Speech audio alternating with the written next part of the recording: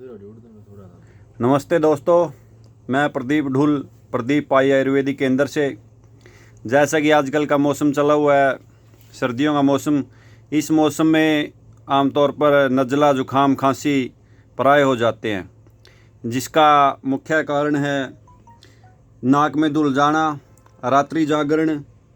सर्दी का वातावरण इसमें मुख्य तौर पे दिखाता है, मौसम का बदलाव। तो आज हम आपके साथ एक योग साझा कर रहे हैं। योग के घटक इस प्रकार हैं। इसके अंदर संजीवनी वटी, परवाल पिष्टी 10 ग्राम, लक्ष्मी विलास रस, श्वास कुठार रस, गोदंती भस्म, विषाण भस्म, इसको हम मृग श्रृंग भस्म भी कहते हैं, शीतोपलादी चूर्ण, त्रिकुटु चूर्ण,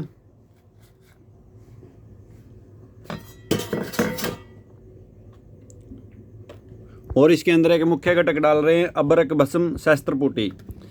यह योग किसी भी प्रकार का नज़ला, जुखाम, खांसी या इम्यून सिस्टम का कमज़ोर हो जाना, उसमें 100% कार्य करेगा।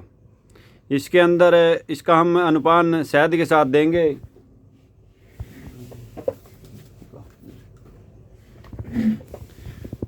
जो मधुरिका है, इसके मुख्य शहद के मुख्य कंटेंट्स हैं अश्वगंधा, अर्जुना, सोमलता, जो प्राय खांसी के रोगों में काम आता है।